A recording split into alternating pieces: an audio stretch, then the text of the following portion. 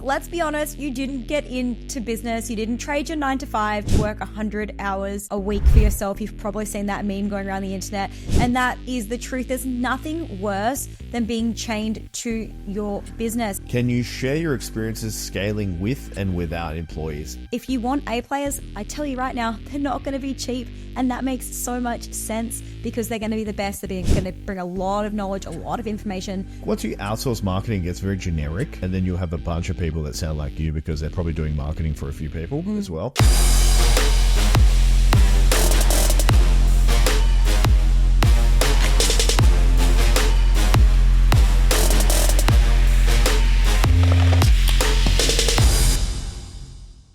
Welcome to the Success School podcast. We're on episode 41, and today we're talking about how to set up your business to run without you.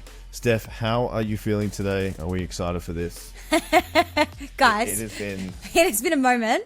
We actually started recording this podcast yesterday, and we've had this beautiful new tech set up in our podcast studio, which looks so sick. So if you're watching on YouTube, you're going to love it.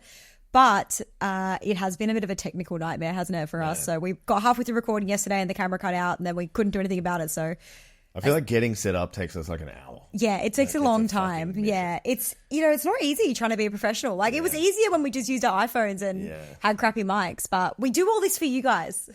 So I hope you guys appreciate it. So anyway, speaking of appreciation, guys, shout out to the listeners in Great Britain and Spain. We are climbing the charts out there. International. So, hello, Espanol. Hello, people on Ibiza, because we know that's our favorite place in the world. Favorite place in the world. Our followers have been absolutely booming. So yeah, guys, thank you so much for the listens and the follows. It absolutely means the world. All right, guys, bit of a personal update from me. So we went shooting last weekend. I've recently got my gun license, which has been a bunch of fun. We absolutely sucked, as per. Steph and I are like all the gear, no idea type people. So we just do shit, buy shit, get shit, and then just have no idea how to do it. And then we actually just found out that this thing called coaching works. We coach businesses, but then we ended up just coaching each other on shooting. It was like, where do you actually shoot and how far off are we missing and what adjustments we need to make, and eventually got the hang of it. I think I had about 15 shots before I hit the target, at all. And Steph was far less because I was coaching her on it. So anyway, shooting update, guys. If you need a direction with shooting, you need a direction with business as well. And I realized that everything just needs coaching. Yeah, like I got the shooting, I think it was like my 5th hit and I managed to hit the target, whereas Tim took like 15 because he had no one to coach him. And so once you get there so much faster, anything in life gets there way faster when you have someone tell you how and what to do, which I love.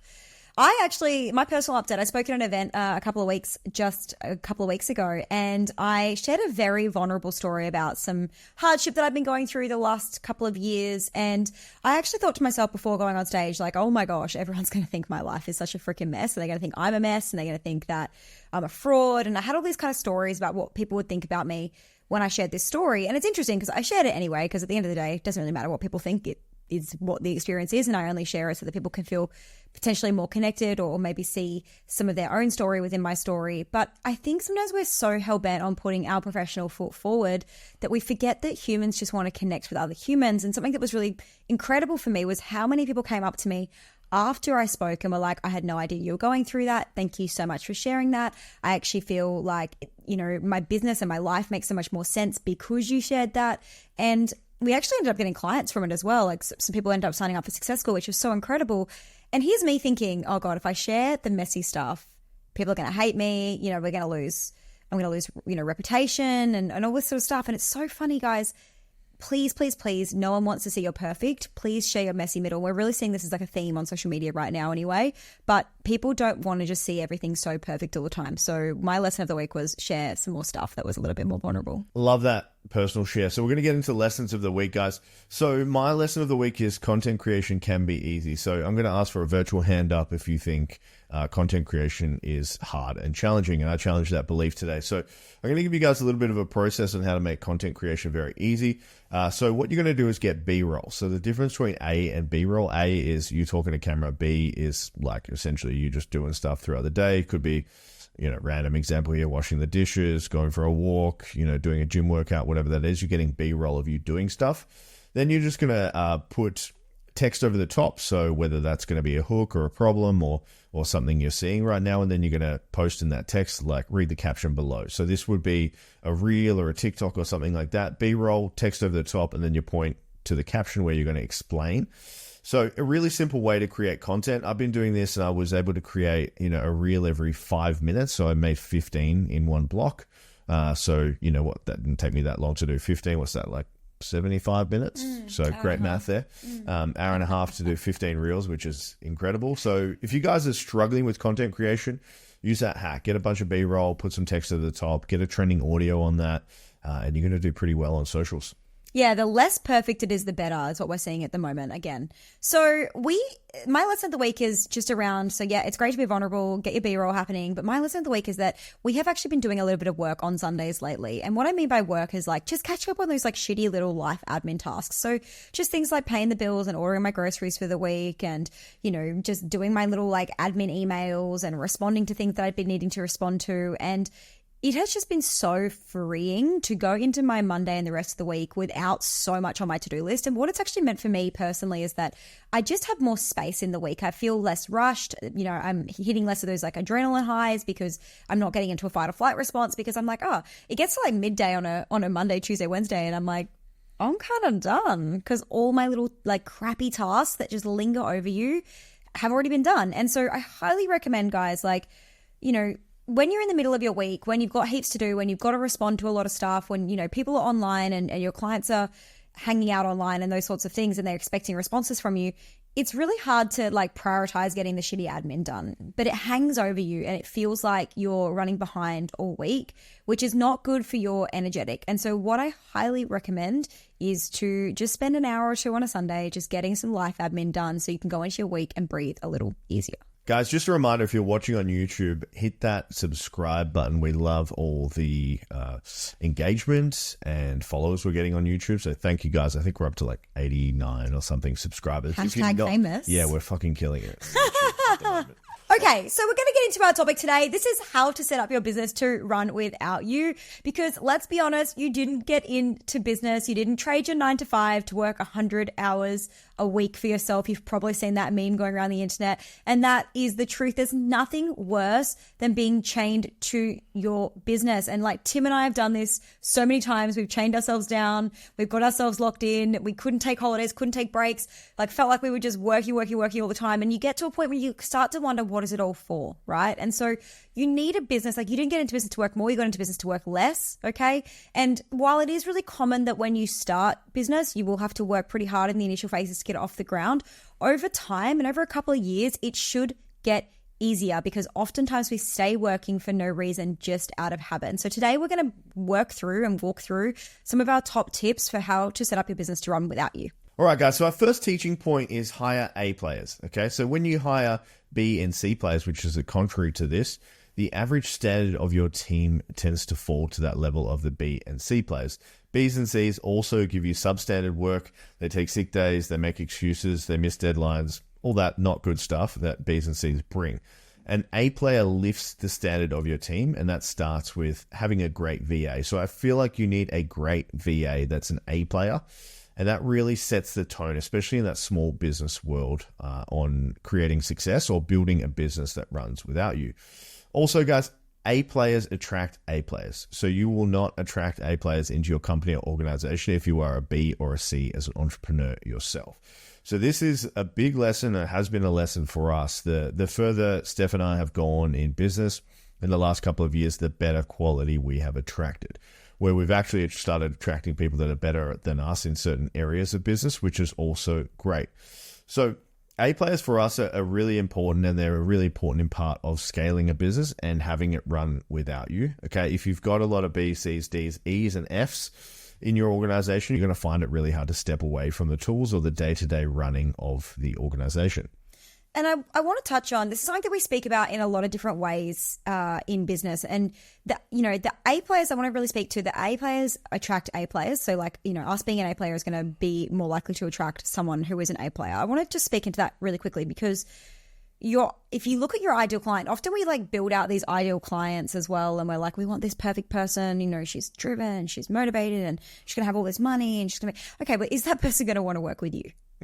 And I think sometimes we actually ran a training on this a couple of years ago in one of my programs where I was like, how to become your ideal person for your ideal client, because really you have to model and the same thing goes in relationships. If you're trying to attract a mate, whether that's it's like a male or a female or whatever in your life, if you're trying to attract somebody into your life, you have to actually also think like not just what you're looking for, but are they going to be attracted to you? Are you holding the standard for yourself? And so when we talk about those A players attract A players, it actually goes for everywhere in your life. If you are trying to attract something really high level, then you also need to step up into that higher level. So Tim, tell me, how do you become an A player? Yeah, I just want to touch on that point is like you will attract what you are. And that might be hard to hear, but that's the reality of, business, life, relationships, etc. Like Steph said, if you're going looking for Mr. Perfect or Mrs. Perfect or the best employee and you're not the best boss, you're going to have a really hard time with that. So we are really big on this in terms of leadership and accountability on all of our clients. But, becoming an A player and how you do that as the boss or the entrepreneur in your organization is one of the key things. So I've got 4 points here, but do what you say you're going to do when you're going to do it. It's just be a person or a man or a woman of principle. So if you commit to something, if you commit to action, if you commit to projects, if you commit to people, just follow through on your word. The second one is being an inspirational leader. Okay. So people want to be led by inspirational people. If you're someone that complains, if you're someone that whinges, if you're someone that gets into Karen-like behavior, you're not going to be an inspirational leader. Therefore, people are not going to want to be led by you. My next point, guys, is you need to operate at a high standard at all times. Is the quality of work that you're producing of standard or is it substandard? Because your team will see that and then they will replicate and they will feel like that is the standard of the organization. So at any time that you're posting a social media post, you're writing an email, you're conducting a team meeting, you're conducting a review, you're coaching clients, whatever that is in your business, is it of the highest standard possible? Because your team will see that and then they will fall or drop to that standard. Steph, can you tell us how someone would go about finding an A player? I'm going to, but I want to talk about the high standard thing really quickly. We actually did an exercise in Bali. Guys, in order to meet a high standard, you actually have to set the standard. So to be really clear, if you don't have standards in your business, and we talk about this with a lot of our clients, you don't have standards in your business, then people don't know how to meet them. So for example, we have a standard for, the amount of content that we put out every single week. We have a standard for the way that we show up and we coach. We hold standards for our clients as well. We hold standards for them to be on time, for them to take action, to hold themselves accountable, to try new things, to be okay with failing. And so we hold all of these really high standards, which we also meet and exceed. And so if you don't have standards in your business, standards of what you expect from yourself, what your clients can expect from you, and what you expect from your clients, you're going to find it really, really hard to actually meet the standard in which you want to be known for. So when it comes to standards, guys, actually sit down and write down like what are the standards for myself that I need to hold, for the business do we need to hold, and also for our clients do we need to hold, so that we can make sure that we are a continually growing brand and a really an A player business. How do we find A players? Okay, so we advertise, of course. So you're going to advertise on all of the different platforms that you might want to advertise on. We've had the most probably luck with Seek, I would say. But there's usually always somebody in our personal network as well, a lot of the time. That's, again, because we've been building audiences for a really long time. If you don't have a big personal audience, then yeah, definitely Seek and LinkedIn tend to be really great. The thing is that when you advertise, you really have to do this like it's a sell. So you need to really sell this. I think the biggest thing that we see go wrong with job descriptions and job advertisements is that people are just like, hey, come work for my company. You're going to be doing all these things. It's almost like you're lucky, like, you're not really selling them on choosing you out of everybody else in the marketplace. You want to make it sound really great. And the way that you make it sound really great is sharing the mission that your business is on. Every single one of you should have a mission. The mission shouldn't just be, I'm going to get rich and have lifestyle freedom. That can be your personal mission potentially, but your big mission should be something about like why you do what you do. We have a really big mission in our business. We want to help 1,000 people to hit a 6-figure business, and we want to help 100 people to hit a 7-figure business in the next few years. And so this is a mission that's on our hearts. It's something that we lead with when we put out job descriptions and job advertisements. And then we also make sure that we have a hugely competitive salary. If you want A players, I tell you right now, they're not going to be cheap. And that makes so much sense because they're going to be the best. They're going to bring a lot of knowledge, a lot of information to your brand and to your business that you otherwise wouldn't have had. An A player has typically had incredible experience elsewhere in a similar industry or a similar niche, so they can bring that knowledge into your business and help you grow even faster. All right. So the second teaching point here, guys, is on how to build a business that runs without you is everything needs to be systemized and processed. But before we get into that, I just want to run through the skills and execution continuum. This is something I've made up, so trademark this to myself. So if we think about on the left side, we have low skill and then high skill. So a high skill employee or an A player, you can give them basically a concept or an idea and they'll go and execute that.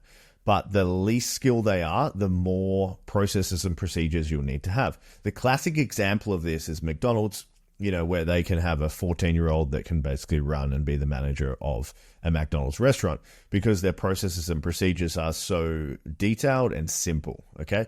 If you have a business where you don't have many processes and procedures and then it's filled with a bunch of B and C players, you're going to have an absolute shit show of a business, okay? But if you have a business that's filled with A players and you don't have many processes and procedures, it's probably going to be running okay because they can just simply execute. But the best combination of this, if you have A players and then you have really good processes and procedures, you're going to have an incredible business that runs without you, okay? So how I would get through this is I would be creating processes and procedures on the most simple aspects of the business. That's probably going to be around the admin areas of the business because it's replying to emails, paying invoices, responding to customer queries, customer service, those types of things. They're very easy to systemize and process, and then you can take that off your plate as the founder, farm that out to a virtual assistant at a decent rate. That's not going to send you bankrupt. And it's very simple and easy to do. And then you want to go to the next least complex area of the business, systemize that, process that out. And then you're going to go further and further and further until you have nothing to do. And essentially, you're going to have a business that runs without you. On that, I think where people go wrong, Tim, is that I think we see this all the time, is that they often try and outsource the thing they don't like first. And most people don't like marketing. Yeah. But the problem is that when you marketing is what brings you all of money. Marketing and sales are what brings you all of your money. And so I probably wouldn't be outsourcing that for $5 or $6 an hour to somewhere else in a country that has cultural differences, language differences, doesn't really understand the thought leadership or the topics or the information. And so I think that what I've seen is that when people outsource their social media, they typically end up having some really big issues with their marketing, with getting leads, with attracting clients. What I would rather you guys do is to get everything else off your plate, all the other crappy little things that you do every single day that waste your time, and focus on upskilling and getting better at marketing so that it becomes easier for you with all the tools and resources that Tim and I share all of the time in this podcast and within the Success School. You really, marketing gets to be really easy and it gets to be really simple. But in order for you to, I actually probably wouldn't recommend ever really outsourcing it unless you were going to a big agency who really knew what they were doing. Because at the end of the day, it is going to bring you money in the door. And so it's a really important skill for you to know. Yeah, I think once you outsource marketing, it gets very generic. And then you'll have a bunch of people that sound like you because they're probably doing marketing for a few people as well. Yeah. Typically happens sometimes, not all the time, but when people get social media managers and then they get the same social media manager doing 10 accounts and then everything just sounds the same and very generic. Yeah. So we've been full 360 with this. Steph and I have had people run our social media accounts. We've had them create content, write copy, write captions, all that type of shit.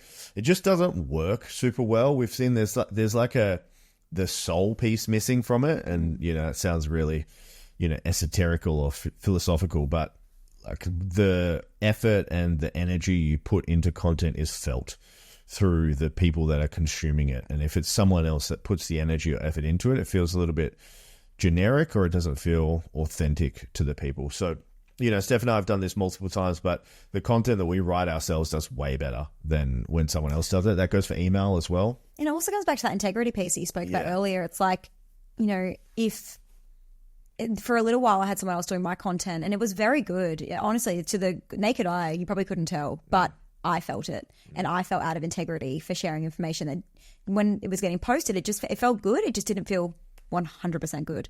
And so it's okay. And those little 20%, they eat away at you. They really eat away at you. So yeah, for me, learning how to do marketing, learning how to make it easy, learning how to simplify it for yourself, learning the skill of it is something that, one, you will never, ever not be able to monetize, and they're so worth having. And two, it'll help you grow your business so much faster.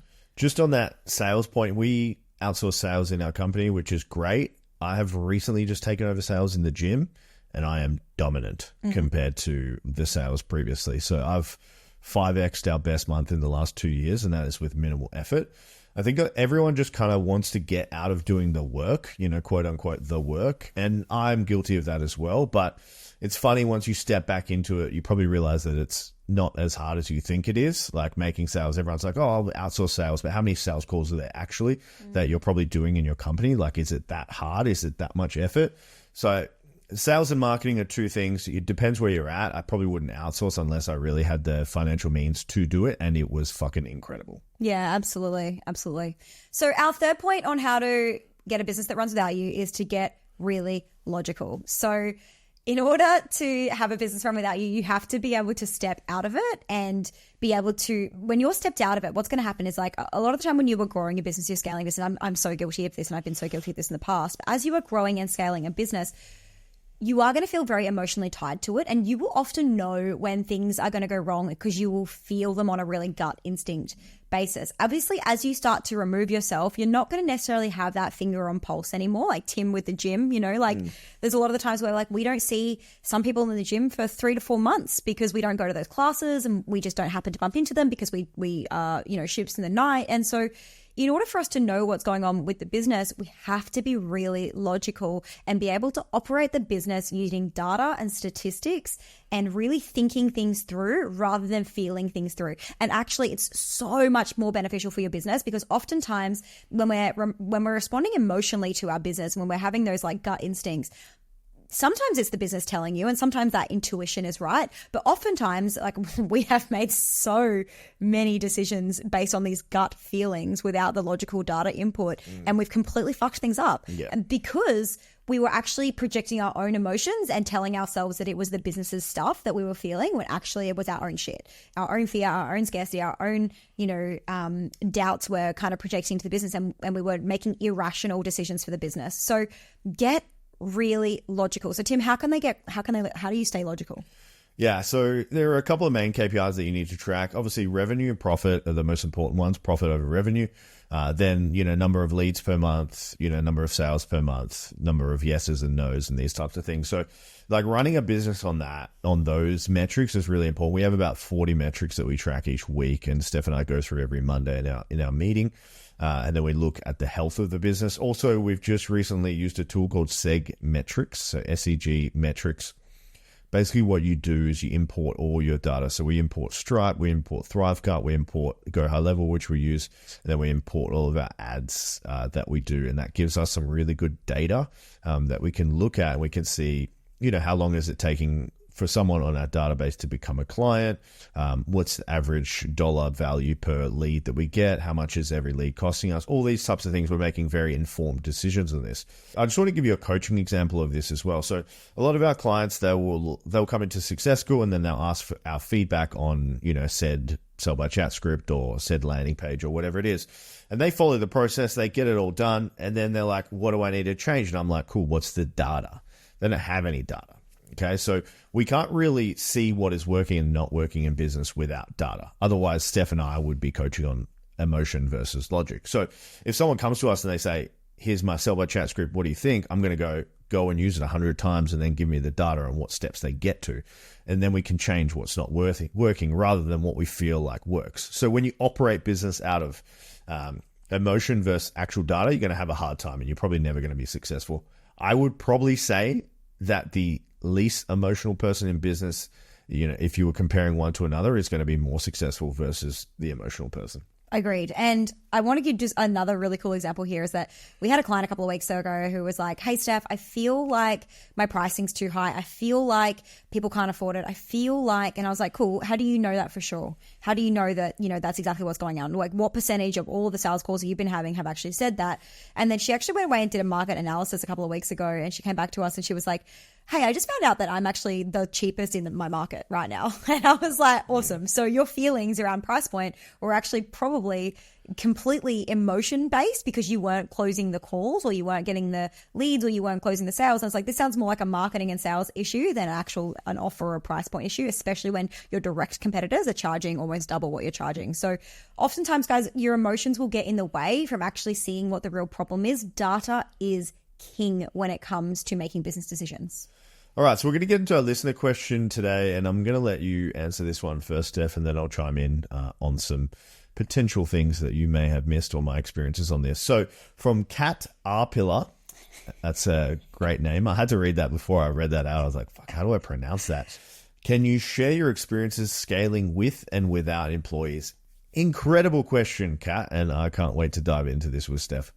So we have had both. We've scaled. I want to be really clear. We always have a team member. So we always, I think ever since the first, I think I was in business maybe 6 months when I hired my first VA. So ever since then, and I hired that VA and I pretty much had that VA for like 5 years. And then, we had Sai, who's still in our business now, who Tim hired 6 years ago in Helix and now works across both businesses. And so we always have a VA. So while she may not be an employee because, she's not in Australia and so she's not technically an employee and she's technically a contractor, she feels like an employee to us. Yeah, for sure. She feels like a family member to us. And so absolutely, we always have somebody there to help with those tasks. Tim and I are 100% not the right people to be getting bogged down in $5 an hour tasks or $10 an hour or even $50 an hour tasks when we can be focusing on $5,000 an hour tasks. And so we always have that level of admin support.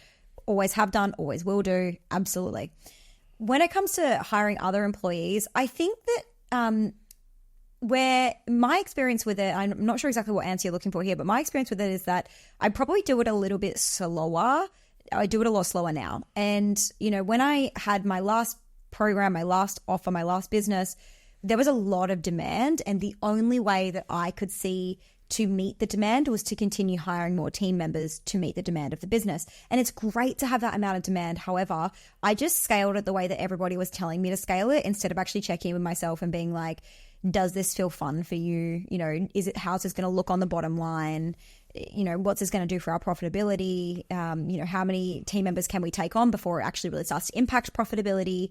How many team members can you have before you need someone to manage those team members? Because unless you want to be having 500 conversations a day in WhatsApp, it maybe maybe is not for you. And so I think that you can scale either way. We know people who earn millions with one-person businesses and a few agencies, like agency contractors, like for social media or whatever. We know some people who have like really small teams, like 2 or 3 people. We personally have a team of 5 right now, including myself and Tim. So yeah, we're keeping it really small on this level right now. I personally think it's more fun to have people in the business and it feels better. And like, even though it's more responsible. Staff catch-ups are better. Yeah, staff catch-ups are way better. But I feel like we have more responsibility because, of course we have to meet them, like pay them and make sure they're enjoying themselves, but also less responsibility because so much stuff is taken off our plate. And so there are pros and cons. I think you can definitely scale without them. We probably prefer to scale with them, I would say. Yeah, I'm probably going to attack this from a little bit of a different angle. So, most of the team comes through me in Success School. I feel it's quite a lot of pressure. Depends what kind of company you want to build and the size of it as well. It is amazing having highly talented people, but there's also a level of complexity that comes with having a team and employees. So I think, Kat, I would probably ask you here, like, what type of business do you want to build? Like, what kind of responsibility do you want to have? How much money do you want to make? Team meetings, texts all day, emails, all that type of stuff. Like, what do you want that actually to look like for you? And then I would, encourage you to build the business around that. I think a lot of the times we sacrifice what we actually want for scaling's sake. And that would probably come under the bro scaling thing, is like just trying to build this massive business for the sake of it, when you could probably get to really high 6 figures or like early 7 figures with one team member. And that would probably just be a full-time VA, from the Philippines or wherever that needs to be. I would just, ask yourself honestly, like what you want from it rather than just scaling for the sake of scaling. Managing team is great. Like, I think I do team management really well. My team management style is just kind of like let them do their job and don't micromanage at all. And if they need help, they'll ask for it. Steph always asks me like, how's so-and-so doing? Or how's Anne doing? Or how's Sabin doing? Or how's Brennan doing? And I'm like, good, I think, like, cause I really don't bother them too much. So, there's ways to manage and there's ways to make it kind of great for you. We have clients of ours that are a little bit more intensive with their management styles, where they're having meetings every day and they're checking in and they're doing, whatever they need to. It just kind of depends on what style of manager you are and what kind of business you want to build. But, employees do add a shitload of complexity to your business, and we won't scoot around that in any degree. And it's tough to manage people, but, it depends what kind of business you want. And I will say, Kat, just knowing you and knowing your business and just saying like, okay, if you decide that that's not for you and you just want, a full-time VA, then okay, let's find a way to help your business actually do that, because there is a way. Someone will have done it. There will be plenty of people who just make millions of dollars presenting and, doing online courses and whatever it looks like for you. Like we just have to make that our decision. Then we just have to go after it. Every single thing that you want to do is possible. So don't think that just because of the industry that you're in, like, oh, well, I'm capped and this is the only way that I can scale. Like, that's bullshit. We get to absolutely redefine however you want to. There's nothing worse than building a business that you hate. Like, it is actually the worst feeling in the world, and having to undo that after when you've made that decision. So that's a great question, Kat. We appreciate that. Guys, the most important thing, if you're a listener of this podcast or if this is your first time, is to hit that subscribe or follow button. That is our number one metric. We gained 600 followers and subscribers across all platforms last month, which we are fucking stoked about. Thank you so much. But if you haven't done that yet, click subscribe or follow. If you're using Spotify, click follow there. If you're using Apple or you're using both, click follow on both of them. It all counts for us, and that helps us skyrocket into the charts. Guys, thank you so much for listening, and we will see you next week.